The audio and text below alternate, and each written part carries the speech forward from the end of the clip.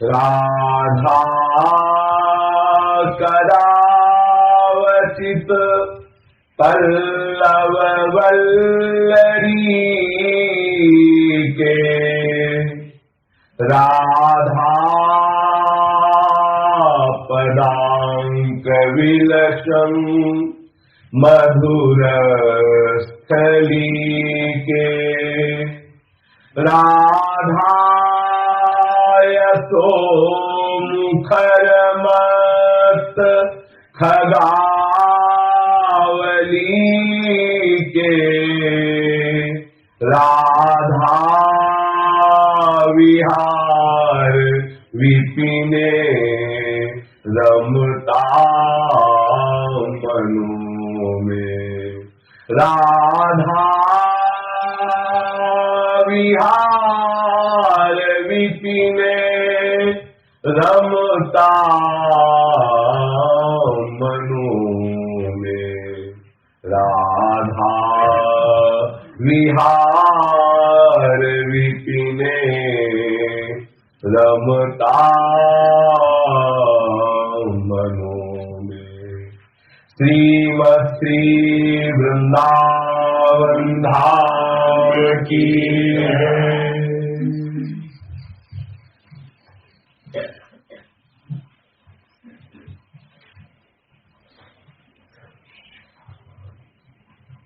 बिटपे बिटपे दले दले प्रतिपुष्पम फल पल्लवादिषु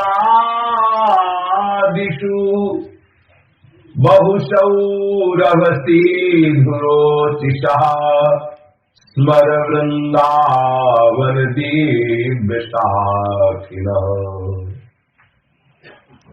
ऐसे श्री वृंदावन धाम का सतत स्मरण करो, श्री धाम वृंदावन का वास करो और श्री धाम वृंदावन का ही सतत स्मरण करो। बहुत प्रकार के भक्त हैं, बहुत प्रकार की भक्ति भावनाओं से भगवान के विविध लीला अवतारों को रिझा करके बहुत प्रकार की इच्छा वाले, किसी को मोक्ष, किसी को नाना प्रकार की कामनाओं की पूर्ति आदि आदि, बहुत प्रकार के भक्त बहुत प्रकार की भावनाएं और भगवान के विविध नाम रूपों की उपासना करके अपने मनोवांछित फलों को प्राप्त करते हैं। लेकिन श्रीपाद प्रबोधानंद जी बार बार श्री वृंदावन वास की बात कहते हैं, वृंदावन के चिंतन की बात कहते हैं, क्योंकि ये सिर्फ प्रेम रस की बात है। जिसे प्रेम चाहिए, अलग अलग मार्ग है, अलग अलग भावना है, अलग अलग भावना के द्वारा उपास्य देव की प्राप्ति की अलग अलग उपासना है। लेकिन अपने जो रोज चर्चा सुनते हैं, इस श्रीधाम वृंदावन के महान प्रेम स्वरूप श्री प्रिया प्रीतम, उनके चरणारविंद की जो प्रीति है, उनके चरणारविंद की जो सेवा है, उनके चरणारविंद का जो चिंतन मनन है, उसके विषय में बार बार श्रीपाद प्रबोधानंद जी कहे कि आप श्रीधाम वृंदावन वास करें तो आपको ये लाभ प्राप्त होगा। अब ऐसा थोड़ी कि सबको इस बात में राजी हो जाए, ऐसा नहीं, सब नहीं राजी हो सकते। सब कोई हीरा थोड़ी खरीद लेगा, सबकी सामर्थ्य थोड़ी है। वो तो कोई विशेष धनवान ही होगा जो हीरे की दुकान में खड़ा होगा और हीरे का मोल तोल करेगा। अब आलू बैंगन खरीदने वाला हीरे की दुकान में क्या करेगा, और हीरे की दुकान वाला आलू की दुकान में खड़ा होकर क्या करेगा। ऐसे ही जिसको साधारण भक्ति से तृप्ति का अनुभव हो जाता है, वो महाप्रेम लक्षण भक्ति की चाह ही क्यों करेगा। और जो महाप्रेम में उन्मत्त होना चाहता है, वो साधारण धर्म कर्म कर्तव्य तीर्थ व्रत नियम संयम आदि की देखेगा क्यों, उधर देखेगा ही क्यों। ललित आदि श्याम और श्याम श्री हरिवंश प्रेम रस धाम नाम प्रगट जग जानी। श्री हरिवंश जनित जहां प्रेम, तहां कहां मृत संयम नेम, हेम सकल सुख संपदा, तहां जाति कुल नहीं विचार, कौन सो उत्तम कौन गंवार, सार भजन हरिवंश को। यारस मगन मिटय भौत्रा, सुनो रसिक हरिवंश विलास, श्री हरिवंश से गान। जहां हरिवंश प्रेम उन्माद, तहां कहां स्वार्थ निस्वाद, वाद विवाद तहां नहीं। ये हरिवंश प्रेम रस झिले, क्यों सो है लोगन में मिले, गिलो काल जग देखिए, कर्म शकाम न कबहू करे, स्वर्ग न इच्छै नरक न डरे, धरे धर्म हरिवंश को। श्री हरिवंश धर्म निर्भाए, श्री हरिवंश प्रेम रस लहाए, ते सब श्री हरिवंश के सेवक तिन दासन को दास। ये जो महापुरुषों ने गान किया है, जब हमारा लक्ष्य प्रेम हो जाएगा तो फिर साधन विविध सकाम मत सब स्वार्थ सकल सवैध अनीति ज्ञान ध्यान व्रत कर्म जिते सब काहू में नहीं मोह प्रतीति, रसिक आनंद निशान बजायो एक श्याम श्यामा पद प्रीति। श्री हरिवंश चरण निज सेवक विचले नहीं छाड़ी रस रीति। श्री हरिवंश धर्म प्रगट निपट ताकि उपमा को नहीं। ये जो प्रेम मार्ग है, हित मार्ग है वृंदावन का, इसकी उपमा में कोई मार्ग नहीं, इसकी उपमा में कोई उदाहरण नहीं दिया जा सकता। जो श्री प्रिया प्रीतम की नित्य विहार वस्तु उपासना की रस रीति है, इसके उदाहरण में किसी का उदाहरण नहीं दिया जा सकता। श्रीपाद प्रभुआनंद जी इसी रस रीति को लक्ष्य करके बोल रहे हैं। जैसे कोई प्रश्न करे कि क्या बार बार वृंदावन वास वृंदावन वास, अरे भजन कहीं भी कर सकते हैं, तो हाँ मानते, वो निंदनीय बात नहीं है। सब भगवान के प्रेमी जन है, भक्त जन है, अलग अलग भावना से भगवान का अलग अलग आराधन करते हैं। कोई समस्त भाव से विश्वव्यापी भगवान की आराधना करता है, कोई ज्ञान भाव से अपने आत्म स्वरूप में स्थित होकर द्वैत का पूर्ण रूप से त्याग करके, जो द्वैत भास रहा उसको त्याग कर अपने स्वरूप में ब्रह्म स्वरूप में स्थित हो जाते हैं, ब्रह्मानंद का अनुभव करते हैं। कोई बंधन भक्ति का आनंद ले रहा है, कोई शक्ति भक्ति का आनंद ले रहा है, कोई वास्तव भक्ति का आनंद ले रहा है, कोई अद्वैत निष्ठा में, सब उसी परम परमात्मा की आराधना में लगे। किसी की निंदा की बात नहीं है, अपनी निष्ठा की बात है। यहाँ जो वृंदावन प्रेम रस की बात है, इसके लिए फिर सब एक साइड में कर दिए जाते हैं। ये जो प्रेम वृंदावन का है, प्रेम प्रवाह परे जब सोई, तब क्यों लोक वेद सुधि होई, जब हरिवंश कृपा करी। ये जो प्रेम मार्ग है, जहां के अपने लोग बैठ करके रोज चर्चा सुनते हैं, किसी की बुद्धि तर्क उठावे की केवल वृंदावनवास, केवल वृंदावन का चिंतन, ऐसा ही क्यों? इसलिए कि ये प्रेम जिसकी वार्ता की जा रही है, न किसी शास्त्र में है, क्योंकि श्री नारद जी ने अपने भक्ति दर्शन सूत्र में कह दिया, वेदांत छिन्न अनुरागम लग, बोले जो वेद का भी पूर्ण त्याग कर देता है, वो अखंड अनुराग को प्राप्त होता है। अगर हम प्रेम प्राप्त करना चाहते हैं या प्रेम मार्ग में चलना चाहते हैं, तो प्रेम गली अति सांकड़ी, इसमें ज्यादा प्रपंच लाभ के नहीं चल सकते, इसमें बोधा लाभ के नहीं चल सकते। ये तो प्रेमियों का मार्ग है, इसमें किसी को लेके नहीं चल सकते, कोई सामग्री लेके नहीं चल सकते, दूसरे का किसी भी तरह से आश्रय नहीं लेके चल सकते। बहुत सकरी गली है, इसमें सिर्फ आप और आपकी प्रीतम का चिंतन। जब आप आगे पहुंचेंगे तो आप भी खो जाएंगे केवल प्रीतम का चिंतन को। हम कहां विषय शुद्धि गए, मैं कौन हूं, कहां हूं, ये सब भूल जाएगा। इस प्रेम की प्राप्ति के लिए सिर्फ एक ही मार्ग, जहां की हम बात कर रहे हैं। प्रेम भी अलग अलग प्रकार का है, प्रेम की भी अलग अलग कोटि है, स्थूल प्रेम, सूक्ष्म प्रेम। ये वृंदावन का जो प्रेम है, ये बहुत अलग है, ये बहुत अलग है। इस प्रेम में किंचन मात्र कहीं स्वसुख वासना की गंध नहीं है, किंचन मात्र। कहने को तो रोज अपने लोग सुनते हैं, आप विचार करके देखिए, न यहाँ धर्म की चाह है, न यहाँ अर्थ की चाह है, न यहाँ कामना पूर्ति की चाह है, न यहाँ मोक्ष की चाह है। ये चार पुरुषार्थ में सब प्रायः अब आराधना करके चार पुरुषार्थ की प्राप्ति के प्रयास में ही लगे हुए हैं।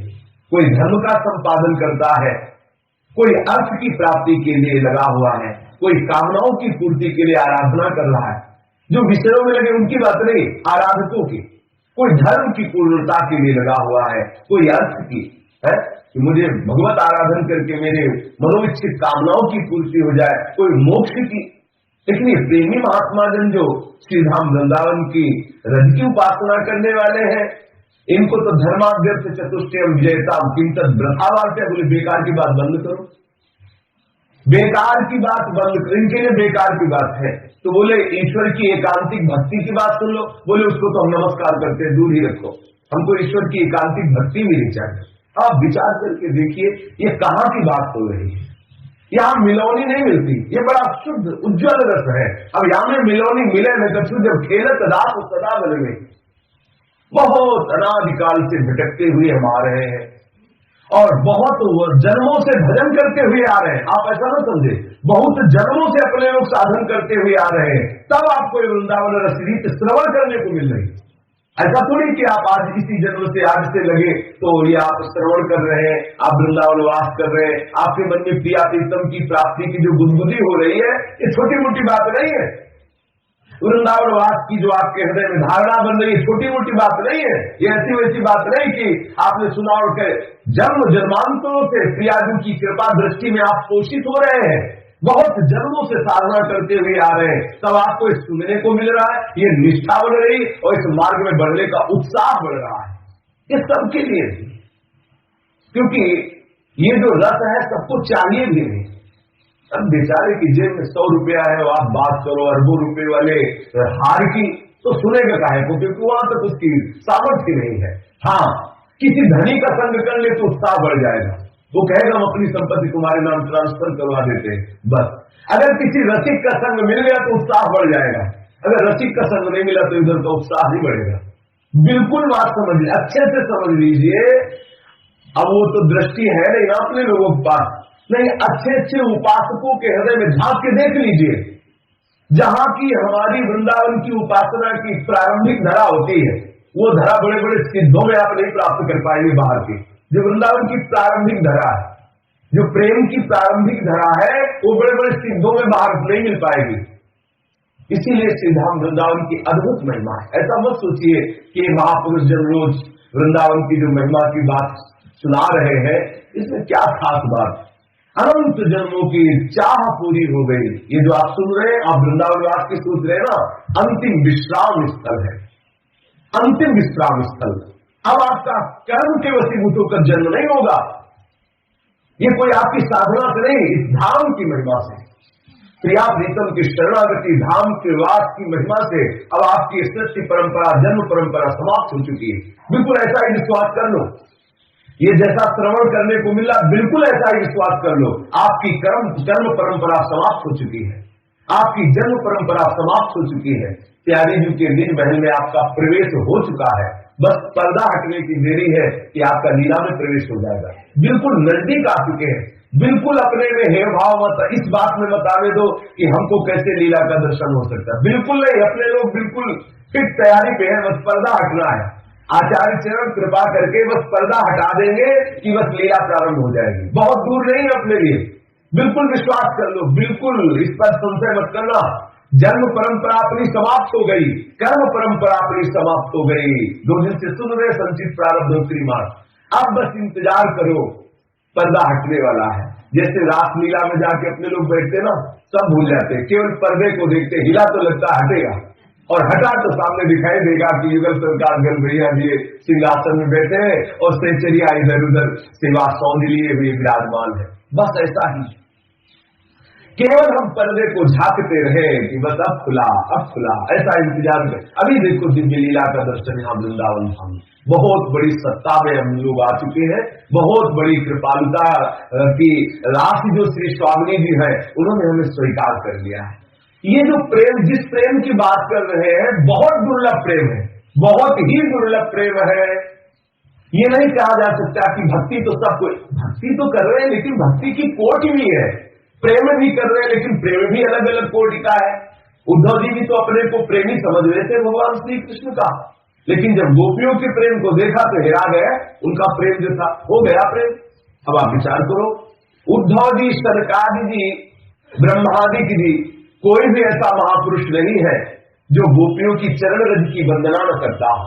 भगवान शंकर आदि, नारद आदि, सबके ऊपर गोपी प्रेम की ध्वजा, ऐसा वर्णन किया गया है। ऐसा गोपी कोई साधारण भक्ता थोड़ी है, भगवान की प्रीति स्वरूपा है। ऐसी गोपियों की महिमा प्रकाशित होती है जहां, वहां हमारे वृंदावन के रसिक जन जो नवनिवृत्त निकुंज विलासी श्री श्यामा श्याम की नित्य सेवा में है, वो लिख रहे हैं, 3 गोपीन ते दुर्लभ माई, नित्य विहार सहज सुखदाई, शिव श्रीपति यद्यपि ललचाही, मनु प्रवेश तिनहु को नाही।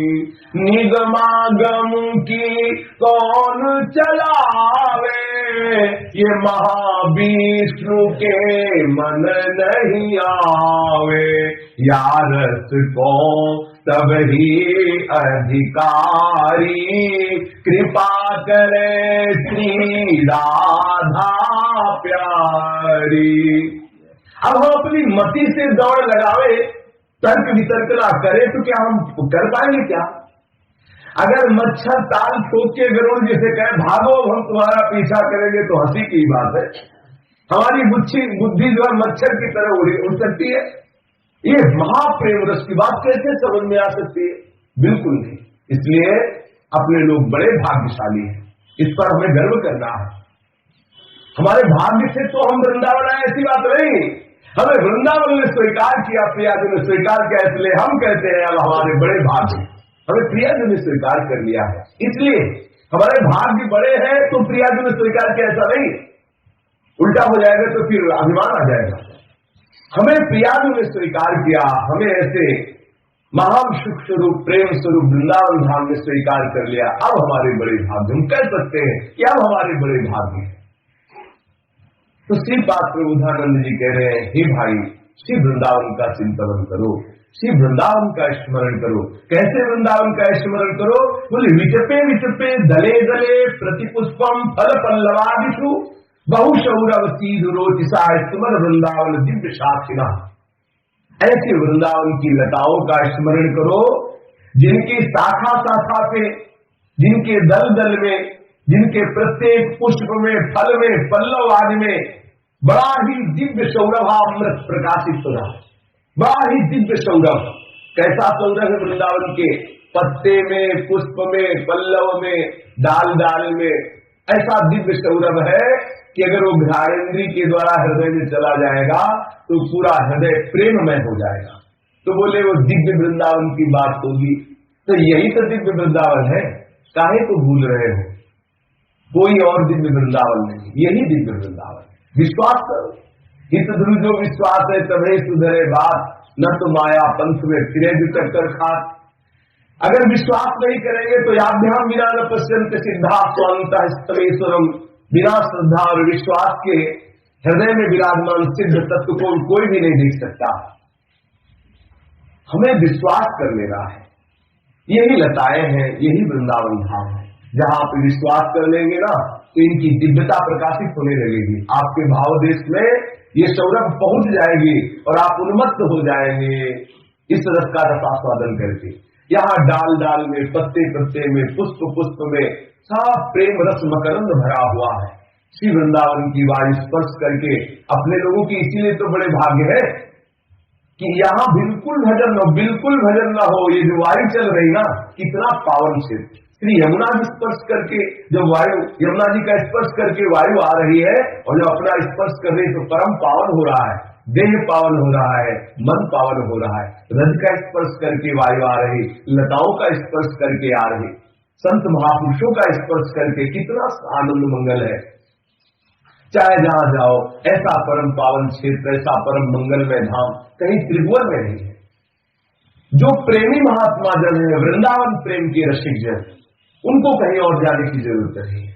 देखो एक सत्य घटना इसमें महापुरुषों के द्वारा लिखी हुई है। ये सन 1969 अधिक मास आषाढ़ कृष्णा दशमी दिन बुधवार, तारीख 9 जुलाई, दिन बुधवार की घटना है।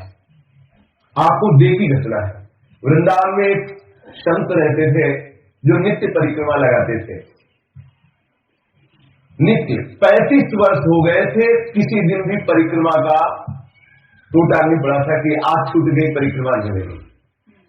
नित्य नियम, कभी परिक्रमा छूटी नहीं, नित्य नियम से परिक्रमा लगाते थे और अपना उदर पोषण भगवत प्रसाद से करते थे। जैसे भंडारा आदि हो रहा है, जाते थे भगवत प्रसाद समझ कर ले लेते, अपना उदर पोषण करते, जो बनता भजन करते।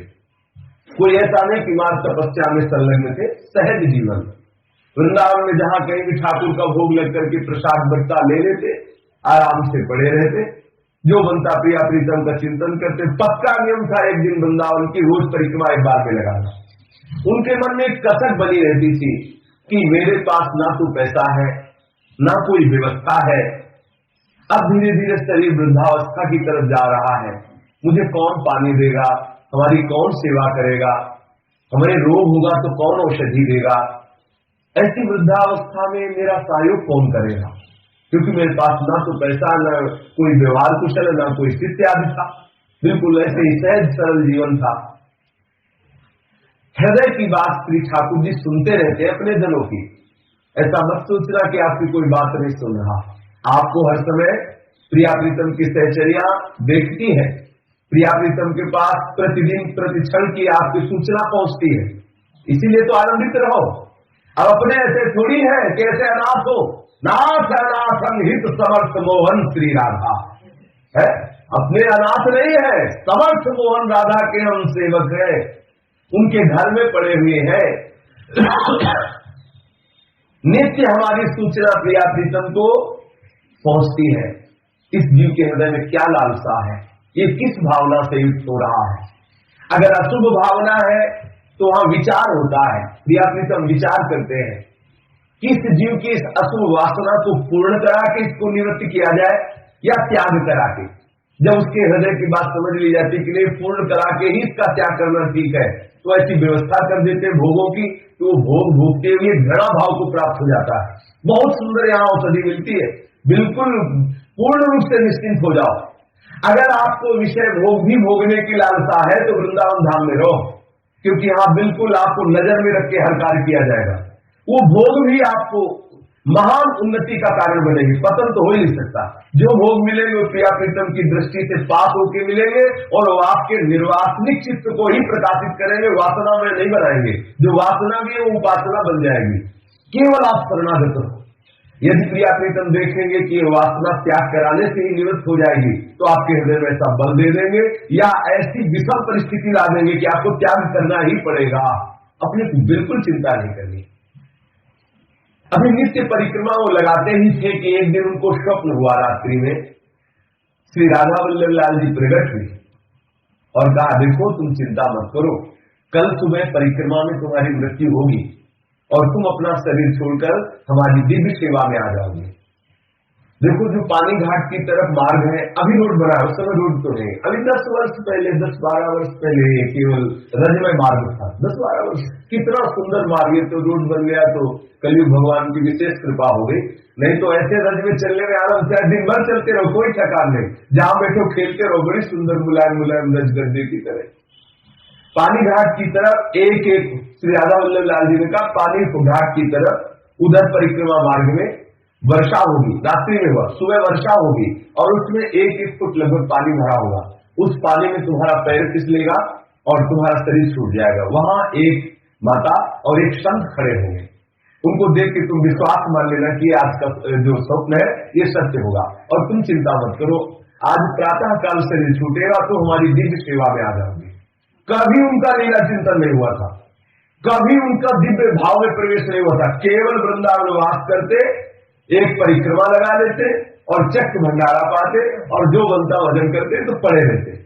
देखो वृंदावन की सहजता, यहां आप जो करो उसके बल से आपका कल्याण होगा, फिर धाम की महिमा क्या।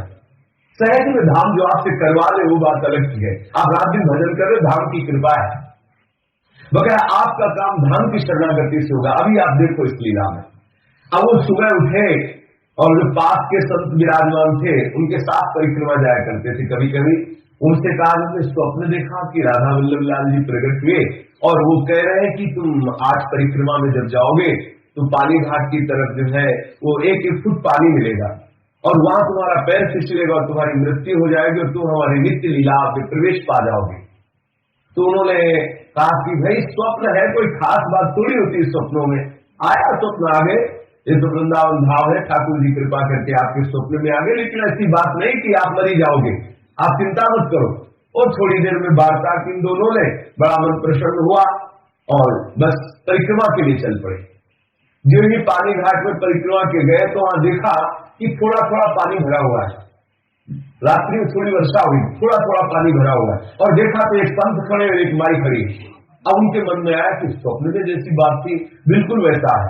तो जो साथ संत थे उनसे कहा, देखो कह रहे थे ठाकुर जी कि इस पानी में पैर रखेगा और मर जाएंगे, तो हंसी की बात है, इतना इतना पानी है, इसमें कैसे हम डूब के मरेंगे क्या, इसमें क्या होगा। तो जो दूसरे संत थे उन्होंने कहा ऐसी स्वप्न की बातों पर ध्यान नहीं देते और चलते। तो पीछे पीछे वो संत जिनकी मृत्यु होनी है और आगे आगे वो संत चल रहे हैं जो उनके मित्र है। उन्होंने कहा तुम चिंता मत करो, आओ ना। आगे आगे वो चल रहे हैं, पीछे अचानक उनका पैर फिसला, जब बीच पानी में पहुंचे पैर फिसलते ही प्राण निकल गए। जब प्राण निकल गए और वो ऐसे ऐसे जल में गिरे ही, इतने में एक संत आ गए जिनको तीनों नहीं पहचानते थे, ना उनके साथ का संत पहचानते थे, जो संत पास में खड़े थे ना वो जानते थे, ना माई जानती थी। आए और उन्होंने पीछे से उनके दोनों हाथ पकड़े, ऐसे पीठ पे लादा चल दिए। तो जो उनके संत दो, एक तो साथ थे और एक के पास खड़े थे, उन्होंने कहा रुको रुको भाई, ऐसे थोड़ी ले जाया जाता, हम लोग भी तो साथ है, किसी की कुछ नहीं सुना, अकेले पीछे में लाद के ले। तो पीछे वो जो संत थे और माई थे उनके साथ यमुना जी तक पीछे पीछे जा रहे और वो लाद के गए और बीच यमुना जी में जाकर उनको छोड़ दिया। और छोड़ते सबके देखते देखते वही यमुना जी से उनका ध्यान हो गए, यमुना जी से ही अंतर ध्यान हो, अर्थात उनकी अंत्येष्टि क्रिया भी भगवान के पार्षदों ने की, अर्थात भगवान के प्रेमी रसिक महापुरुष जो अव्यक्त रूप से वृंदावन में विराजमान। अब क्या समझते हो, ये जितने रसिक महापुरुष हैं जिनको हम समझते हैं कि अंतर ध्यान हो गए, वो यही तो है। श्री स्वामी जी, महाप्रभु जी, ये सब श्री भट्ट देवाचार्य जी, हरिदास देव, यही तो है। और क्या है, कहा जाएंगे ये वृंदावन के रसिक जन कहीं बाहर जाते हैं क्या, यही तो है। हाँ, प्रगट में हमें नहीं दिखाई दे रही, यही है। अब वो आकर के जिन्होंने जिन संत ने आंखों देखी बात, वो मैं तारीख से किसने लिखा, श्री वृंदावन की उस प्रेम रस की अद्भुत महिमा देख करके कि वो संत उनसे कहा करते थे हमारी सेवा कौन करेगा, हमें दवा कौन देगा, हमारी अंत्येष्टि क्रिया कौन करेगा। बिल्कुल वृंदावन वास कीजिए। राधा वल्लभ लाल जी ने स्वप्न में बता दिया, तुम चिंता मत करना, हमारी नित्य लीला में तुम्हारा अगर जीते जी काम नहीं बना, नित्य लीला में प्रवेश नहीं हुआ, तो चिंता की बात नहीं है। इस रंग में पड़े रहो जो उच्छिष्टामृत मिले संतों का, भक्तों का। जहां देखो भाव बदल जाए ना, फिर भंडारा आपको बिगाड़ नहीं सकता। ये जहां जितने वृंदावन में भंडारा होते हैं, कोई भी ऐसा नहीं जिसमें ठाकुर जी का भोग न लगाया जाए। यदि आप अकिंचन भाव से रह रहे हैं और आपके हृदय में प्रिया प्रीतम की प्रेम प्राप्ति की लालसा है और आप प्रपंच स्वीकार नहीं करना चाहते, तो जहां कहीं भंडारा हो वहां चले जाइए और जो कुछ मिले उसे ले आइए और प्रसाद रूप से आकर पा लीजिए। पंगत में ना बैठिए, पंगत में बैठने से भाव दूसरा हो जाए। बाद में चले जाइए, अगर वहां से कुछ भी बचा हुआ मिल जाए तो उसे उठा के आप पा लीजिए और आप फिर देखिए आपके हृदय में किंचन मात्र कोई विकार नहीं होगा। हाँ, जब आप पंगत में बैठेंगे तो फिर उसका प्रभाव अलग होगा। यदि आप पंगत होने के बाद जाए और भिक्षा के रूप में अगर मिल जाए तो आप उसको ले लें, भेंट न लें, केवल उधर पोषण के लिए ले लें, कहीं से भी ले लें, किसी के यहां भी भंडारा हो रहा ले ले, यमुना जी के किनारे आकर उसे भगवत स्मरण करते हुए पाए तो कुछ नहीं बिगाड़ सकता, क्योंकि धाम पहली बात तो इस धाम की भूमि पर है, दूसरी बात भगवत अर्पित वस्तु है, तीसरी बात आप निष्काम होकर भगवत प्रीति के लिए पा रहे हैं, इसलिए आपको भजन में बाधा पहुंचा ही नहीं सकता। वो बाधा तब पहुंचता है जब हमारा लक्ष्य होता है स्वादिष्ट भोजन, सम्मान और भेंट, फिर वो भंडारा आपके लिए हानिकारक हो जाएगा, फिर वो कुप्रभाव जो उसका है वो आपको परेशान कर देगा। यदि केवल भगवत प्रेम की लालसा है, दैन्यता पूर्वक जहां भी हो रहा हो जाए, पंगत हो जाने के बाद कोई भेंट की लालसा नहीं, अपमान पूर्वक जो भी आपको मिल रहे सम्मान की भी लालसा नहीं। अरे चिट्ठी नहीं मिली तुम्हें ऐसा वैसा, अगर वो 2 पूरी और सब्जी से डाल देता है आप उसको ले, प्रेम रोगे, इतना प्रेम बढ़ेगा।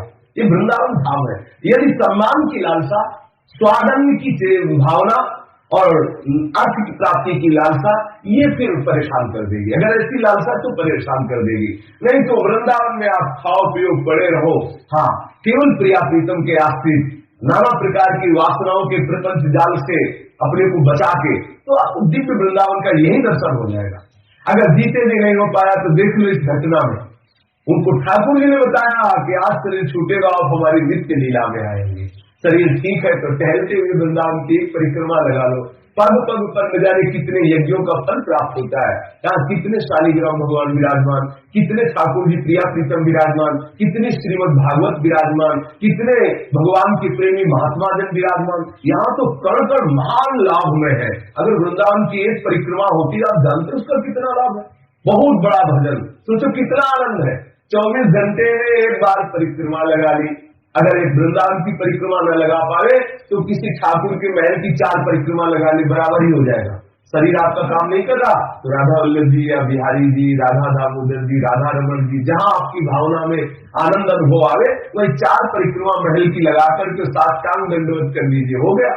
यहाँ तो परम लाभ। एक बार चले जाइए, एक बार जाके आंख मिलाया ये बिहारी जी से, राधा वल्लभ जी से कि हम आ गए, चाहे आप हमें दर्शन दे दो या आप हमारे दर्शन कर दो, हम आ गए। हाँ, मस्ती में ये वृंदावन धाम है। प्रसाद पाओ, इस रज में पड़े रहो और ठाकुर से एक बार आंख मिलाया हो, बस निश्चित समझ लो आपका काम हो गया। अपने को क्या चिंता कर, काहू के बल भजन को काहू के आचार और व्यास भरोसे कुंवरी के सोवत पाओ कथा। इस भरोसे शब्द पे ध्यान दे रहा, व्यास भरोसे कुंवरी के। उन्हें न तो तप का भरोसा है, न तीर्थों का भरोसा है, न अपनी किसी साधना का भरोसा है। व्यास भरोसे कुंवरी के सोवत पाओ प्रसाद। जिसे कुंवरी का भरोसा, फिर क्या कहना, 10 दिशाएं आनंदमयी है। ऐसे वृंदावन धाम का चिंतन करो। वृंदावन धाम महान रस स्वरूप, महान कृपालु है। किसी भी तरह से मन में कहीं संशय मत लाना कि हमारा भजन नहीं बन पा रहा तो वृंदावन धाम बस की क्या करें, हमारी व्यवस्था नहीं हो पा रही तो वृंदावन, रोज वृंदावन की बात। बस जो बड़ी बड़ी साधनाओं से नहीं बनता वो वृंदावन से बन जाएगा, विश्वास कर लो, बन जाएगा वृंदावन से। ऐसा मत सोचो कि बड़े बड़े संत ऐसा करते हैं, आवश्यक थोड़ी है। आपको श्री जी मिल जाए, कहा जाओ बड़ा पोस्टर लगा, उनको पता नहीं क्या बनना पड़ेगा। आपको क्या पता, ये भगवान का लीला विधान है, पता नहीं क्या बनना पड़ेगा। अभी कुछ ही दिनों पहले एक संत ने बताया था कि स्वप्न में किसी बहुत बड़े आश्रम के महंत जी ने उनको दर्शन दिए और कहा कि हमें कुत्ते का शरीर प्राप्त हुआ है, आप कृपा करके हमको ऐसे ऐसे हमें मुक्त करा दीजिए। बोले आप कैसे बने हो ऐसा? तो बोले हमने अपनी साधु सेवा के लिए आई हुई संपत्ति को अपने भाई को दिया, बहुत सम्माननीय आश्रम है। बोले अपने भाई को दिया, उसकी दुर्गति, उसके कारण दुर्गति हुई हमारी और हमें श्वान की योनि मिली है, इसलिए आप ऐसा ऐसा करें, ऐसे फिर कल्याण हो जाए। एक ऐसे संत की बात बताई कि वो प्रेत बन गए, बहुत प्रशंसनीय है, बहुत नामी है। ये सब गुप्त बातें हैं और हम ये कोई साधारणों की बात नहीं कह रहे, महापुरुषों की कही हुई बात कह रहे। साधारण की बात तो ऐसे थोड़ी मानी जाती कि कोई गली चलते बोल दे और मान ले। बहुत अच्छे, हमारी श्रद्धा जिन पर है, बहुत अच्छे भजनानंदी संत है, भगवत प्रेमी महात्मा है। तब उन्होंने बताया कि उन्होंने कहा कि भूत योनि को प्राप्त हुए, भूत बने, प्रेत बने। तो आप प्रेत कैसे बने हैं? तो उन्होंने बताया कि सबसे बड़ी हानि की बात यही होती है, जो उपासक भूल जाता है। देखो, अगर 1 रुपया भी मिलता है, जिसके लिए मिलता है उसको वही लगाने की जरूरत है। अगर आपने उसका कहीं और प्रयोग कर दिया तो अपराध बन जाएगा।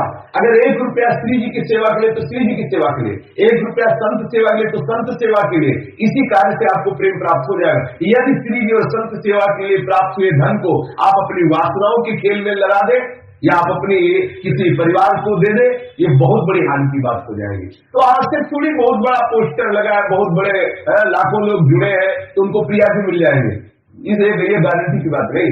हाँ, रज में पड़ा छठे पुराने कपड़े मांग के खा लेता, गारंटी प्रिया भी मिल जाएगी। हाँ, पक्का 100% मिल जाएगी, क्योंकि उसको प्रपंच से कोई मतलब नहीं है। हमें बात रसिकों की माननी ये नहीं देखना है कि वो बहुत बड़े पद में बैठे हुए हैं तो उनका काम हो गया, ये ऐसी बात नहीं। करोड़ों लोग शिष्य बन गए हैं, बहुत छत्र चवर डुलाए जा रहे हैं तो भगवान हो गए, है तो भगवान ही हमारी, उसमें तुमसे तो है नहीं। पर आवश्यक नहीं कि उनकी बात मानी जाए, ये थोड़ी कि उन्हीं की आज्ञा से चला जाए। ये तो रसिक महापुरुष, यहाँ वेद रसकन की बानी, रसिक जन जो प्रमाणित करते हैं। देखो, दृष्टि नीचे रखो, जो इस रज में लौट रहे उन पर दृष्टि रखो, जो इस रज का आश्रय लिए उन पर दृष्टि रखो। हाँ, हीरा जवाहरात नाना प्रकार के जितने रत्न है एक कण की बराबरी नहीं रख सकते वृंदावन धाम की। आचार्यों की बात अलग है, जो आचार्य अपने स्वरूप में रहते हैं उनकी बात अलग है, लेकिन अपने लोगों को ये दृष्टि नहीं रखनी चाहिए कि इनके पास बहुत लोग जुड़े हैं, बहुत ऐश्वर्य है, तो ये जो बोले वो तो ठीक है, ऐसा नहीं। जो रसिक महापुरुष कहते हैं, जो वाणियों में लिखा वही हमें बात माननी है। श्री धाम वृंदावन का वास जैसे भी बने अगर आप करते हैं तो निश्चित आपको भगवत प्राप्ति हो जाएगी, यदि आप अपराध रहित रहे तो। यही अपराध है, नाना प्रकार की वासनाओं से युक्त होकर के जो सतमार्ग को छोड़ करके और मान सम्मान और धन संपत्ति लोभ लालच इसमें फंस जाया जाता है। अब देखो कितनी कृपा है कि अगर वो कुत्ता बने तो इसी धाम के बने, अपने किसी प्रेमी महात्मा के पास जाके बात अपनी बता रहे, भूत बने तो वृंदावन धाम के बने, उनका क्या हानि होगा है? ये बनने पर भी उनको पूरा भगवत ज्ञान है, किसी न किसी उपाय से तत्काल उनकी निवृत्ति हो जाएगी और अपने स्वरूप को प्राप्त हो जाएंगे। बहुत लाभ है, यहाँ तो लाभ ही लाभ है, आनंद ही आनंद है। इसलिए श्रीपाद प्रभुदानंद जी कह रहे हैं कि किसी भी स्थिति में आप वृंदावन का वास और वृंदावन का चिंतन न छोड़े। पुलिने पुलिने यम स्वुद्रुम वृंदैर हरिचंदनादि विहरन् नव कुंज मंजुले भज गौराचित धाम तद्वयम्। हे भाई, श्री यमुना जी के पावन पुलिन पर जो हरिचंदन आदि वृंदावन के सुंदर सुंदर वृक्ष है, वो नवीन नवीन जो वृक्ष नवीन नवीन कुंजों से युक्त है, उन नवीन कुंजों में ये नवीन युगल श्री प्रिया प्रीतम युगल किशोर विहरण कर रहे हैं।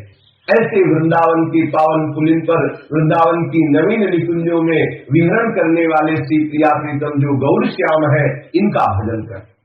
वृंदावन में रहो, वृंदावन का चिंतन करो और गौर श्याम का जो यमुना जी के पावन पुलिन पर जो नवीन नवीन कुंजे हैं, उन कुंजों में जो गौर श्याम विहरण कर रहे हैं, इनका चिंतन करो, इनका भजन करो।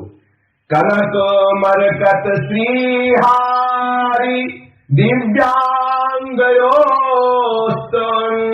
मधुर मधुर धामनो केलिवृंदम कयोश्चित अति मधुरिम सांद्रानंद निश्यं वृंदा वन मनुरस सिंधो सारमीखे कदानु। स्वर्ण स्त्री अंगाभा वाली और मरकत मणि की शोभा का हरण करने वाले श्री अंग वाले श्री प्रियाजू और श्री लालू, ये दोनों दिव्यांगी अनिर्वचनीय मधुर से मधुरतर युगल श्री वृंदावन में प्रगट है। इसी वृंदावन धाम में प्रगट है, नित्य नित्य विहरण करते हैं। ये मदन टेर में एक महापुरुष जी रहते थे, उनके नेत्र नहीं थे, काफी समय हो गया था रहते रहते। उनके हृदय में वियोग प्रकट हुआ कि इतने दिन हो गए वृंदावन वास करते हुए और बड़ा दुख में जीवन होता है। जिसके नेत्र नहीं होते ना और जो अकिंचन भाव से रहता है, कितना उसको दुख होता है वही अनुभव कर सकता है। चलना फिरना, लंघन शौच भिक्षा सब दुखी दुख, क्योंकि दिखाई तो दे नहीं रहा, अभ्यास बस जैसे बनता है ऐसा। प्रभु बड़े कृपालु है, सहयोग सब करते हैं, पर रहता दुख में जीवन ही है। जब नेत्रहीन है तो प्रगट में यदि कोई सहयोगी हो तो ठीक है, नहीं तो कितनी बार ठोकर खा के गिरते हुए देखा गया जिनके नेत्र नहीं है, लड़ते हुए देखा गया, शरीर उनका किसी उसमें दीवार में लड़ रहा है या किसी व्यक्ति में लड़ रहा है, कितनी परेशानी रहती उनको। तो 20 वर्ष हो गए यहाँ मदन टेर में ही रहते थे, उनको बहुत रोना आता कि प्रियाजू हे लालजू, इतना समय हो गया हमें वृंदावन वास करते, कभी एक बार आके नहीं पूछा। हम तो सुनते हैं आप प्रकट हो वृंदावन, कभी एक बार नहीं पूछा। एक दिन बहुत विकलता हुई, बोले चलो नंद नंदन कर्कश स्वभाव के हो गए तो ठीक है, लेकिन लाडली भी तो महान उदार है, आज वो भी कर्कश हो गई कि मुझे जैसे दीनहीन पर दृष्टि नहीं डाल रही। अब वो तो ऐसे सहज में दैन्यता से बोल रहे थे और वो आप प्रिया प्रीतम गलगलियां दिए हुए वहीं से निकल रहे थे। प्रिया खड़ी हो गई और लालू से कहा कि चलो इस बाबा से बात करेंगे, देखो कितना रो रहा है। लालजू ने कहा ये तो रोज ऐसे रोता रहता है, चलो प्रियाजू। प्रियाजू ने कहा, तब फिर एक बार उनके कानों पे शब्द पड़ा। बाबा ने कहा कि हाँ लाडलीजू, आप तो महान उदार कोमल हृदय हो, हमें लगता है नंद नंदन के संग के प्रभाव से आप भी कठोर हृदय वाली हो। श्री जी दौड़ पड़ी और बाबा के पास आके हिला के कहा, बाबा मैं कहाँ कठोर हो गई, भोली है ना, भूल गई। दौड़ के आके बाबा को हिला के कहा, बाबा तू काहे तो कठोर कहो, मैं कहाँ कठोर हूँ। अब लाल जी ने कहा पकड़ में आ गई, श्री जी तो पकड़ में आ गई, तो हमको भी पास जाना पड़ेगा। लाल जी भी पास गए तो उन्होंने कहा आप कौन हो? तो श्री जी ने कहा जिसके लिए आप रो रहे हो। तो बोले हम क्या जाने आप कौन हो, कैसे हो, हमारी तो आंखें ही नहीं है। तो श्री जी ने ऐसे स्पर्श किया, जिन स्पर्श किया तो दिव्य दृष्टि प्रकट हो, देखा तो गौर श्यामलीगढ़ सरकार पास ही विराजमान। बाबा तो चरणों में लौट रहे हैं, श्री जी दुलार कर रही बाबा का, बाबा तुम काहे को रोते हो। जब प्रिया प्रीतम का दर्शन हो गया, महान आह्लाद, जन्म जन्म की सारी दुख परंपरा नष्ट हो गई, जो कर्म परंपरा सब जमा था सब नष्ट हो गया, महान आनंद का अनुभव हुआ। बाबा ने कहा प्रियाजू अद्भुत कृपा करके आप हमें दर्शन दे, अब हमारे नेत्र पुनः वैसे ही कर दो। लाडली जी ने कहा क्यों, नेत्रों के तो बड़ा दुख होता है, फिर आप ऐसे नेत्र क्यों? बोले अब आपके देखने के बाद और कुछ देखना भी नहीं है, अब हमें पुनः वैसे ही कर दो, अब हम कभी नहीं रोएंगे आपके लिए, आपने अद्भुत कृपा कर दी। बोले बाबा मैं हर समय तुम्हारे पास ही रहती हूँ, मैं तुम्हें देखती हूँ, हर समय देखती हूँ। हाँ बाबा ने कहा हमारे नेत्र वैसे कर दो। देखो अपने लोगों को रोज प्रिया प्रीतम देखते हैं, हाँ यही प्रकट वृंदावन में, यही प्रकट है प्रिया प्रीतम। कितने लाभ की बात, अपने को अगर पता चल जाए कि इसी महल में है, फिर चिंता क्या है, भले दीवार बीच में हमें नहीं दिखाई, पता तो है ना है, बस हमें पड़े रहना यहाँ है, यही नित्य लीला कर रहे हैं, बस उनकी हम दृष्टि में है, उनके हम दरवाजे में पड़े, कितना सौभाग्य। अगर इस सौभाग्य पे विश्वास हो जाए, निश्चिंतता आ जाएगी, निर्भीकता हो जाए, कोई भय नहीं रह जाएगा। समझ जाए सरलते दर्शना काल बस, जिए काल बस ना पड़े, काल के अधीन नहीं हो सकता जो वृंदावन धाम का शरणागत जीव है। इसी बात प्रबुद्धानंद जी कह रहे, स्वर्ण श्री अंग वाली प्रियाजू और मरकत मणि की शोभा को मात करने वाले श्री लालजू, ऐसे दिव्यांगी श्री प्रिया और श्री लाल गलबैया दिए हुए वृंदावन की कुंजों में प्रगट विहरण कर रहे हैं, यही विहरण कर रहे हैं, यही वृंदावन धाम। ये ध्यान रखना, यही वृंदावन धाम, यही प्रगट है प्रिया प्रीतम, यही समस्त सहचरिया वेश बदल करके रोज आपको देख रही, रोज आपसे मिल रही है। इसलिए किसी से कटु व्यवहार मत करना, यहाँ इस बात पर विश्वास करना, प्रगट सहचरिया वेश बदल करके आपको देख रही है, आपकी सब सुविधाओं की व्यवस्था कर रही है, आपके दुख सुख में किसी न किसी रूप में आके सम्मिलित हो जाती है और हर बात प्रिया प्रीतम को बताती है। अब तो बेपरवाह हो जाओ, किसकी चिंता करो, वो खुद आपकी चिंता कर रही है। जिनके हम घर में है वो बड़े उदार है, अति उदार वीर सुंदर सुरत सूर सुकुमार, अति उदार महान उदार है, अति उदार करुणा वरुणालय है, करुणा कर उदार राखत कछुनसार। ऐसी सी प्रियाजू, ऐसे श्री लालजू और ऐसी महाउदार सहचरिया, रोज सहचरिया देखती वृंदावन वासियों को। कब किसको कहा क्या आवश्यकता है, आप इसलिए अनुभव नहीं कर पा रहे हैं कि आप रुपए के बल पर वृंदावन वास कर रहे हैं, आप इसलिए अनुभव नहीं कर पा रहे हैं कि आप अपनी बुद्धि का बल रखते हैं, आप अपने तप का बल रखते हैं, आप अपने नाना प्रकार के बलों का आश्रय लिए हो। अगर आप निर्बल हो जाए तो फिर देख ले सबल स्वामिनी की कैसी आपकी व्यवस्था होती है। आप निर्बल बन जाए तो देखें सबल स्वामिनी की महिमा प्रकाशित हो जाएगी। इसीलिए महिमा देखने को नहीं मिल रही है, क्योंकि कोई न कोई बल लिए बल पकड़े बैठे हो। बल को छोड़ो तो देखो आप, फिर सुनेगी मैंने निर्बल के बल राम, तब आप देखोगे जैसे रसिक महापुरुष कहते हैं, मेरे बल श्री वृंदावन रानी, जाहि निरंतर सेवत मोहन, बल विनोद सुखदानी, मेरे बल श्री वृंदावन रानी। जिनकी चरण कृपा से पाई कुंज के विरस सानी, जैसे रूप लाल हित हाथ बिकानी, निध पाई मनमानी, मेरे बल श्री वृंदावन रानी।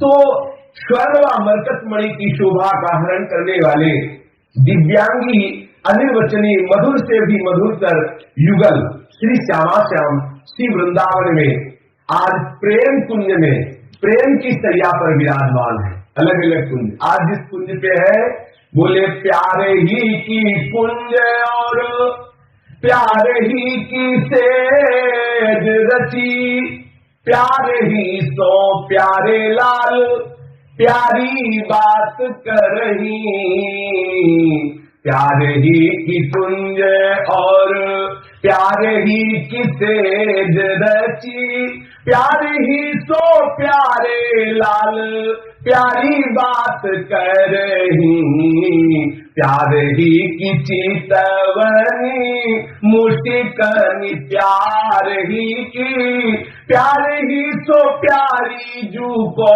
प्यारो अंक धरही, प्यार ही सो प्यारी जू को प्यारो अंक धरही, प्यार सो लटकी रहे प्यार ही सो मुख चहे, प्यार ही सो प्यारो प्रिया अंक भुज भरही, प्यार ही सो प्यारो प्रिया अंक भुज भरही, हित ध्रु प्यार भरी प्यारी सखी देखे खरी, प्यारो प्यार रहो छाई प्यार रस धरही, हित ध्रुव प्यार भरी प्यारी सखी देखे खरी, प्यारे प्यार रहो छाई प्यार रस धरही, प्यार ही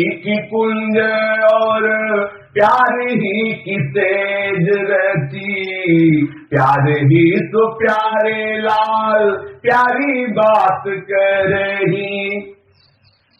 आज प्रेममयी कुंज है, प्यारमयी कुंज है, इस प्यारमयी कुंज में प्यारमयी ही सैया है, इस प्यारमयी सैया में प्यार से ही प्यारे लालजू प्यारी जू से प्यारी प्यारी बातें कर रहे हैं।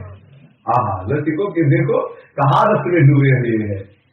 प्यार की कुंज में प्यार की ही सेज पर प्यार से ही प्यारे लालजू प्यारी जू से प्यारी प्यारी बातें कर रहे हैं। प्यार ही की चितवल है, प्यार ही की मुस्कल है, और प्यार ही तो प्यारी जू को प्यारो अंक धरही, प्यारे लालजू प्यार से ही प्यारी जू को अपनी गोद में विराजमान किए हुए। प्यार सो लटकी रही प्यार ही सो मुख चहे, श्री लालजू के गलवैया दे करके प्यार से ही लटक रहे लालजू प्यारी जू के श्री मुखारविंद को प्यार से ही देख रहे हैं। प्यार ही सो प्यारो प्रिया अंक भुज भरे, देखते देखते इतना प्यार उदय होता है कि प्यारे लालजू श्री प्यारी जू को अपनी भुजाओं में भर लेते हैं। श्री ध्रुवदास जी कहते हैं, प्यार से भरी हुई प्यारी दृष्टि से प्यारी सहचरिया प्यारे प्रीतम और प्यारी की प्यारमयी लीला को देख रही है। प्यार ही प्यार छाया हुआ है वृंदावन। प्यार करो तो यहाँ से करो, ये कोई प्यार है? मरने जीने वाले शरीरों में आसक्ति राग मोह को प्यार कह रहे हो, सुख वांछा को प्यार कह रहे हो, अपनी वासना को प्यार का नाम दे रहे हो। प्यार तो अगर देखना है तो वृंदावन में आओ और वृंदावन की प्रिया प्रीतम के इस महान रस में प्यार में डूबो, तो आपको पता चलेगा प्यार किसे कहते हैं, प्रेम किसे कहते हैं। चितवन मुष्टिकन सो रंगे प्रेम रंग रस सार, छके रहत मदमात गति आनंद नेह सिंगार, बूढ़ो मन रस प्रेम में धीरज धरि सके नाहि, नैन कमल हरवे हुते तीरथ रूप जल माही। बार बार प्रियाजू लालजू का परस्पर चितवन, चितैते हुए परस्पर मुसिकन, आहा कैसा आनंद बरस रहा होगा श्री राम वृंदावन की कुंज में। इसलिए होगा कि भी देख नहीं पा रहे ना, देख पा रहे तो कैसा आनंद बरस रहा है ये बोले होगा, क्योंकि अपने तो दिखाई नहीं देगा ना, अपने तो वाणी की दृष्टि से भले देख ले, अपने इतनी सामर्थ्य कहाँ है, वो तो धीरे धीरे वृंदावन की रज की प्रताप से वो दृष्टि आएगी जो दिखाई देगी। प्रिया प्रीतम परस्पर ऐसी प्यारमयी कुंज में प्यारमयी सैया में प्यारमयी दृष्टि से परस्पर रूप का चितवन कर रहे हैं और प्यार से मुस्कुराते हैं, तो कैसा सुख बरस रहा है। जब श्री लाडली लाल जो मुस्कुराते, कितनी शोभा, मंद मंद मुस्कुराहट, तिरछी चितवन से एक दूसरे को देखना, एक बार दृष्टि में आ जाए तो फिर दृष्टि किसी लायक नहीं रहेगी।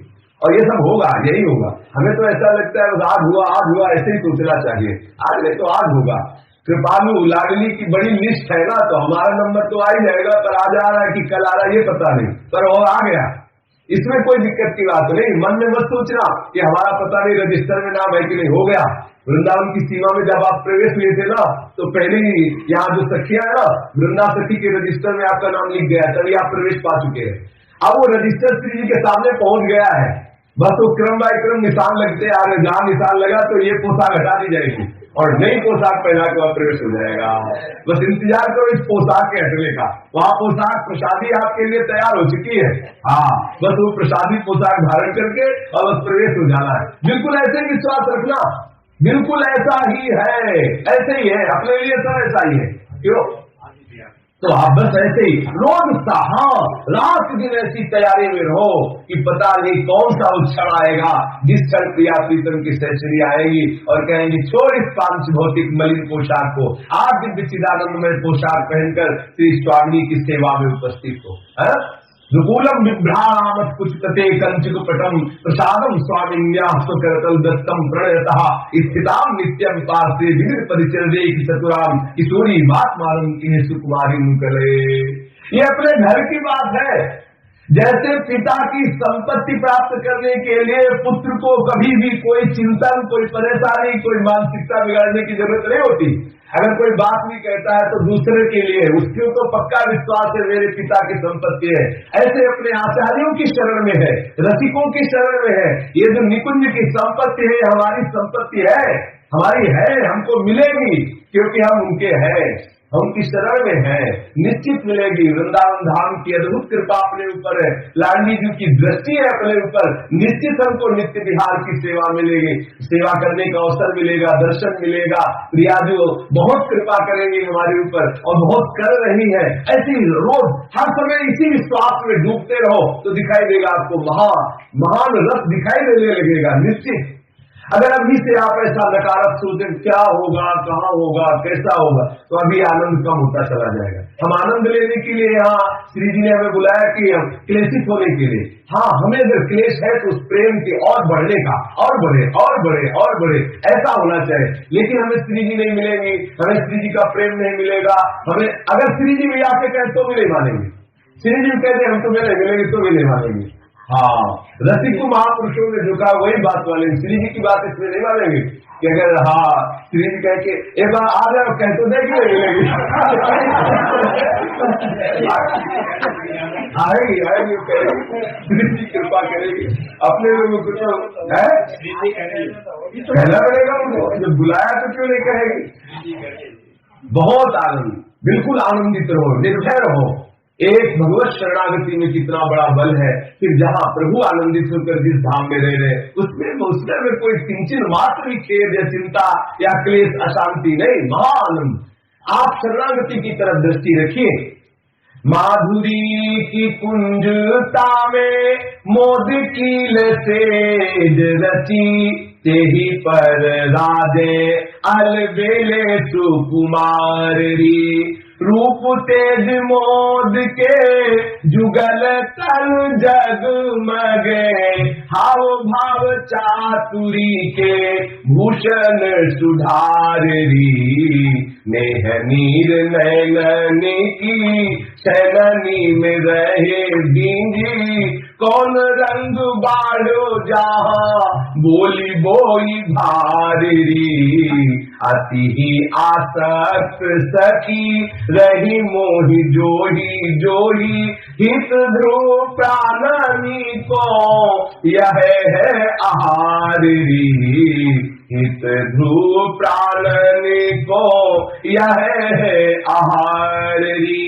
रसी की मूर्ति दो प्यारे रसिक लाडली लाल, रसी सो चितवत रहे रस भरे नैन विशाल। माधुरी की कुंजता में मोद की लहसे जैसी, श्री लाडली लाल के श्रीअंगों की माधुरी ही कुंज है, और उस माधुरी कुंज में जो महान मोद व आनंद व प्रसन्नता है, यही इनकी सैया है। इसी मोद रूपी सैया पर परम सुकुमार रसिक युगलवर विराजमान है। हमारे श्री लाडली लाल की जो अवस्था है श्रीअंगों की, वो ना तरुण है और ना शैशव है, तरुण और शैशव के मध्य की है। मुकुलित व नव किशोर, कितना सुंदर स्वरूप, ना तो तरुण है और ना शैशव है, तरुण और शैशव के नव तारुण्य। अभी पूरी तरुण अवस्था में प्रवेश नहीं हुआ, तारुण्य प्रथमो प्रवेश, तारुण्य प्रथमो सदृश, तारुण्य प्रथमो प्रवेश समय यस्या महामाधुरी, जिनकी तरुण अवस्था के प्रवेश में अभी मुकुलित न हुए किशोर, वचन रचन चित्त किशोर, अद्भुत अद्भुत रूप माधुरी, नव किशोरी किशोर और श्री लालजू है, प्रियाजू है, उनके जो श्रीअंग की माधुरी है वही कुंज है इस समय। और जो श्री लाडली लाल का परस्पर महान प्रमोद है, महान मोद है, आनंद है, वही सैया है। माधुरी की कुंज में, आनंद की सैया में श्री युगल सरकार विराजमान है। रूप तेज मोद के जुगल तन जगमगे, हाव भाव चातुरी के भूषण सुधारी, उनके रूप तेजस्विता प्रसन्नता के दिव्य देहों पर ये हाव भाव एवं चातुरी के सुंदर भूषण जगमगा रहे हैं। नेह नीर नैनन की सैनन में रहे बीज, ऐसी प्रियाजू का रूप है जिसको देखने से बिना प्रयास के अपने आप नेत्रों से प्रेम रस बहने लगता है। कोई सोच नहीं, कोई विचार नहीं, कोई चिंतन नहीं, केवल प्रियाजू के रूप का जरा सा प्रादुर्भाव हो तो बिना प्रयास के निरंतर नेत्रों से ऐसे पिचकारी की तरह सुप्रवाहित होने लगे। ये महाप्रेम रस स्वरूप शानदानंद घन प्रेम मूर्ति किशोरी। और लालजू की दैन्यतापूर्ण आसक्ति का दर्शन करके कोई बिना आंसू प्रवाहित के रह नहीं सकता। प्रियाजू का रूप ऐसा, लालजू की दैन्यतापूर्ण आसक्ति ऐसी। ऐसे युगल का जो सखिया दर्शन कर रही है, बोले कौन रंग बाढ़ो जहां बोली वो भारी, ऐसा प्रेम रस बढ़ता है कि बोलना भार लगता है।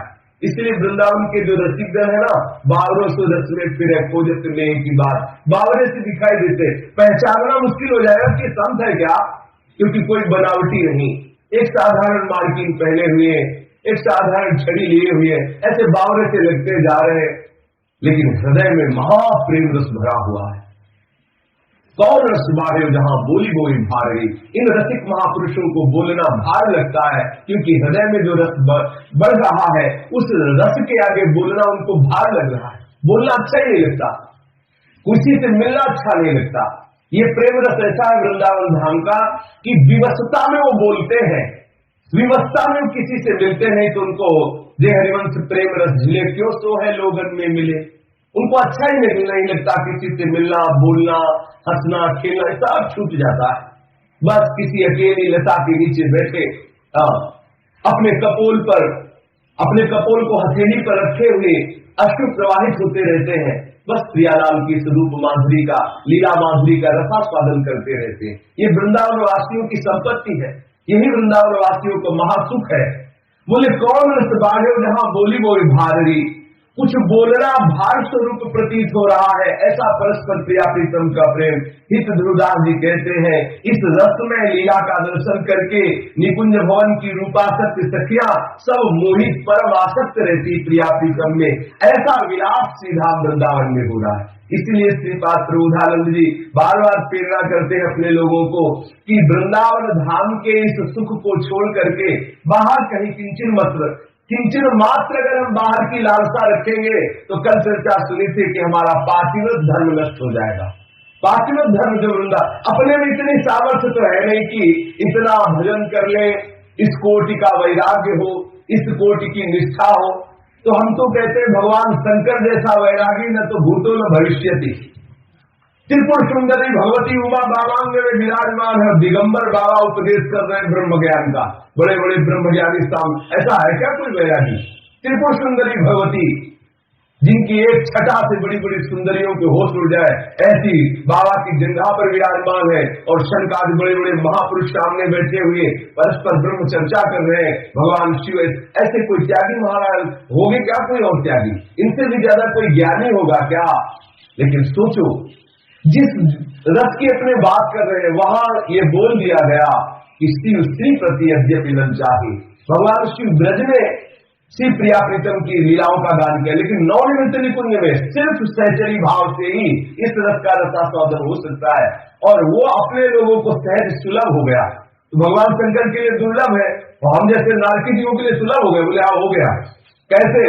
पक्की मटकी को फोड़ करके फिर कोई आकार नहीं दिया जा सकता, और कच्ची मटकी को हजारों बार फोड़ के जो चाहो बना लो।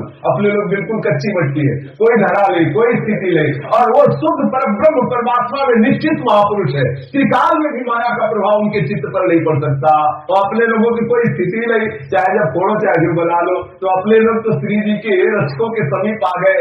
ये रसिक ऐसे कारीगर है कि अपने लायक बना ही लेंगे हमको, बस इस रज में पड़े रहे। श्री धाम वृंदावन को किसी भी स्थिति में न छोड़ा जाए। अब पीछे लौट के चलते हैं कि वृंदावन में रहते हुए भक्ति के 64 अंगों का पालन किया जाए तो प्रेम रस का अनुभव होने लगेगा।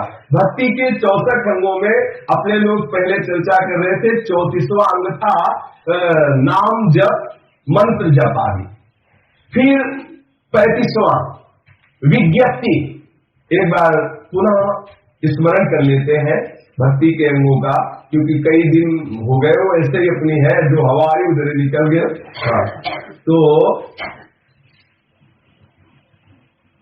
भक्ति के अंगों का वर्णन करते हुए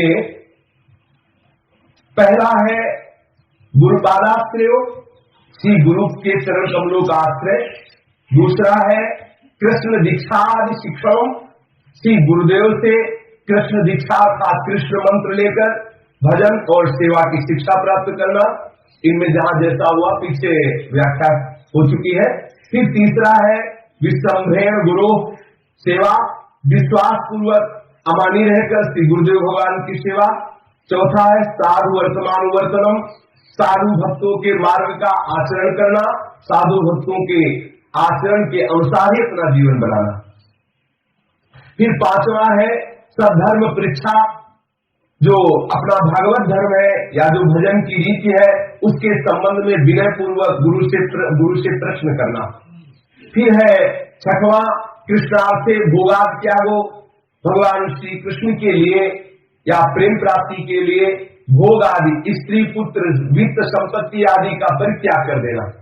प्रभु की प्रेम प्राप्ति के लिए भोगों का त्याग कर देना, स्त्री पुत्र आदि अंदर से ममता राग का त्याग कर देना। भले परिवार में रहो लेकिन परिवार से ममता राग मत करो। अगर अहंता ममता राग रख करके आप सोचो कि प्रेम प्राप्त हो जाए तो नहीं हो सकता।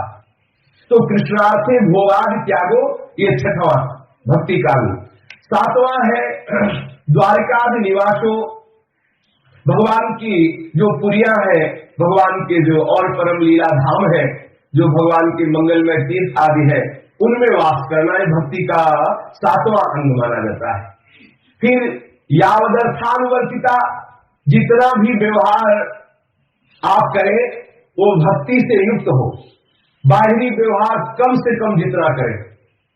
छठदम शील विरत बहुकर्मा, निरत निरंतर सज्जन धर्मा। ये बहुत ध्यान देने की बात है। जो भगवत प्रेम प्राप्त करना चाहते हैं तो भक्ति का 8वां ये स्वरूप है, 8वें अंग का, कि जितना कम से कम काम कर सके, कम से कम व्यवहार निभा सके। ज्यादा व्यवहार प्रपंच में फैलने वाला भक्ति को प्राप्त नहीं होता। छठदम शील विरत बहुकर्मा, निरत निरंतर सज्जन धर्मा। और जो भी व्यवहार करे वो परमार्थ के शासन में हो, जो भी व्यवहार करे वो संत गुरु के द्वारा विधान किया हुआ व्यवहार हो, कहीं शास्त्र और गुरु की आज्ञा के विरुद्ध व्यवहार न हो जाए, और व्यवहार समिटा हुआ होना चाहिए। विस्तृत व्यवहार वाला भक्ति को प्राप्त नहीं होता। 9वां है हरिवासर सम्मानो, एकादशी, जन्माष्टमी, रामनवमी आदि ये जो मंगलमयी तिथियां हैं इनका सम्मान किया जाए।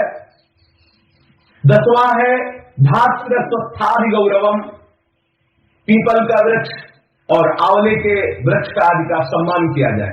जहां से आप निकल रहे हैं, यदि पीपल का वृक्ष है तो दाहिने करके निकलिए, आंवले का वृक्ष है, परिक्रमा दे रहे हैं तो दाहिने करके उनको निकले, जो गाय आदि है इनको भी दाहिने करके प्रणाम करके भाव से निकले। ऐसा सम्मान करना पीपल के वृक्ष का, आंवले के वृक्ष का, गाय आदि का, ये भक्ति का 10वां अंग है।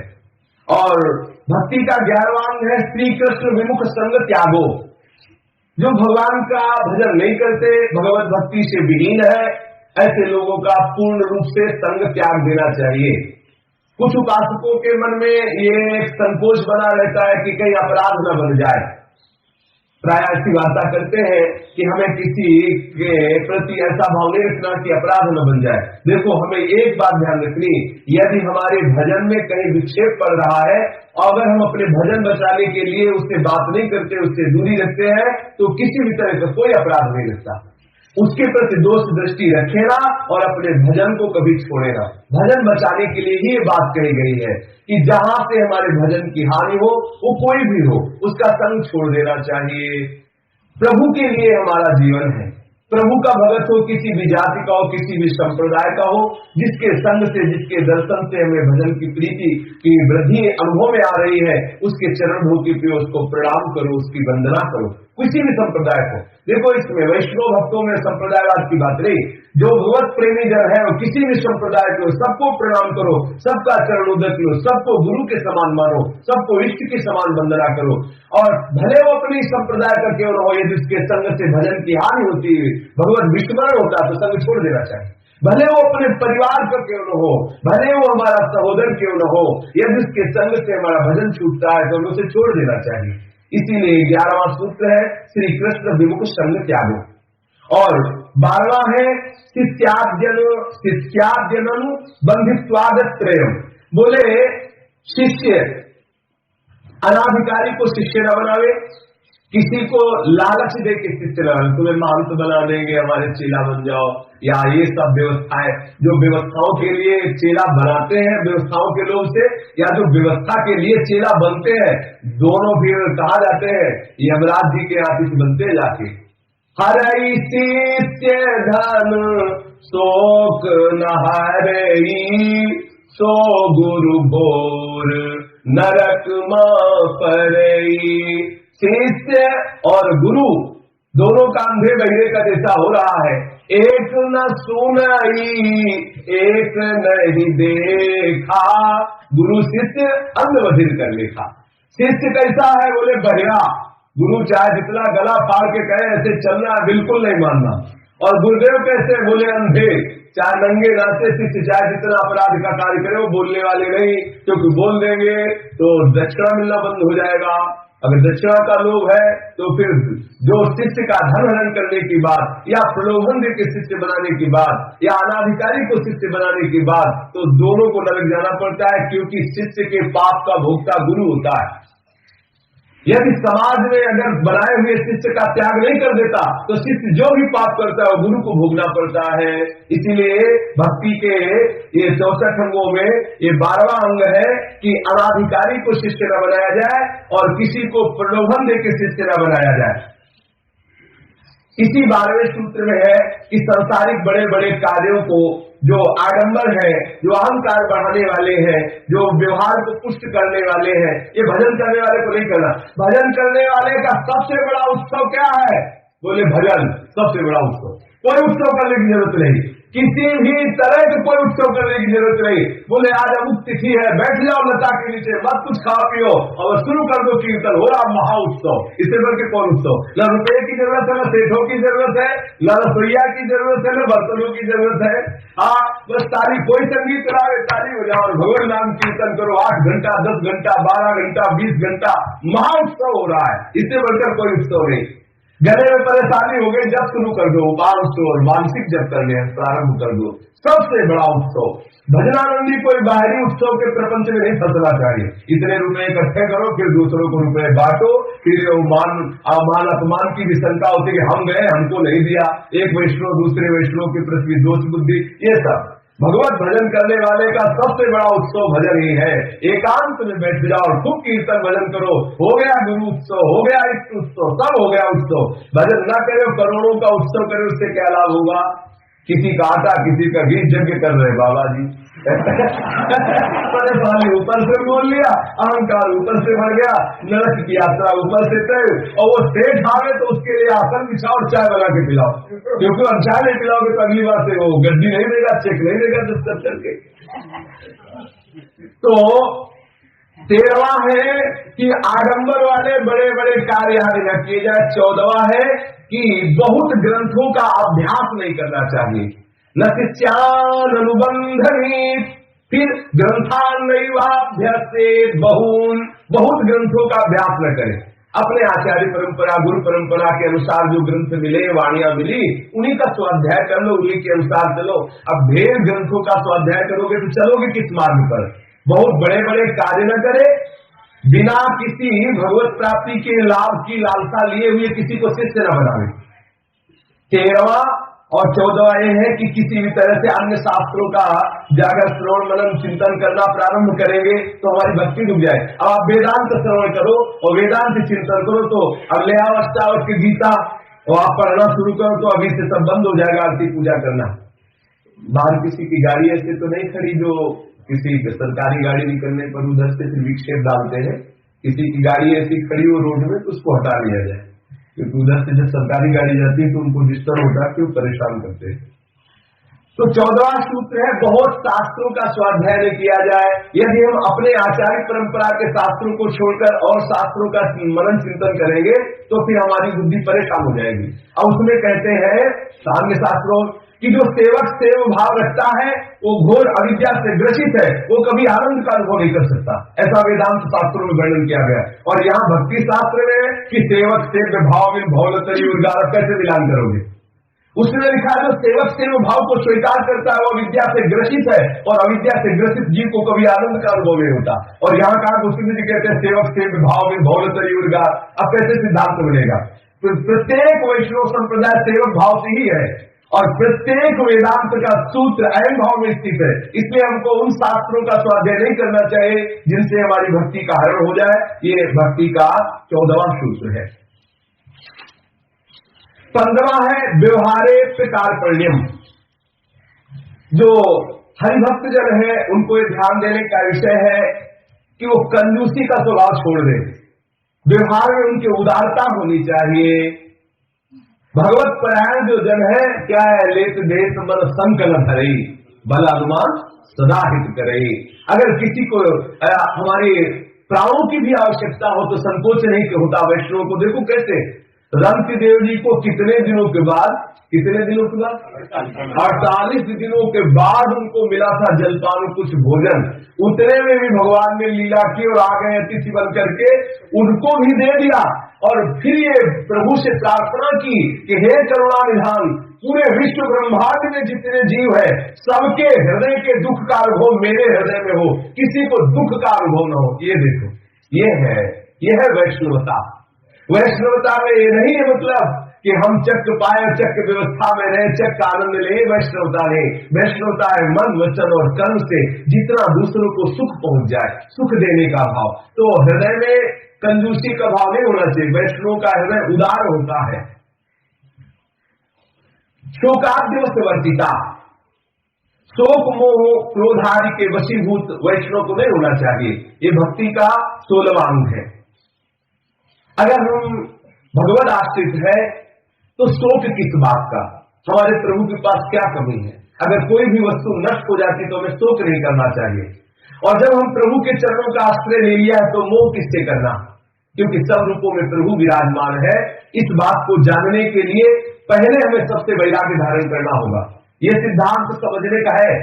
जब हम ये मानते हैं कि सर्वत्र श्री भगवान है तो इस मानने को जानने के लिए आपको वैराग्य धारण करना ही पड़ेगा। अगर आप वैराग्य में वृत्ति नहीं लाएंगे तो आप ये जान ही नहीं सकते कि सर्वत्र श्री भगवान है, क्योंकि राग में पहले स्थित है। रागी पुरुष ये अनुभव नहीं कर सकता कि भगवान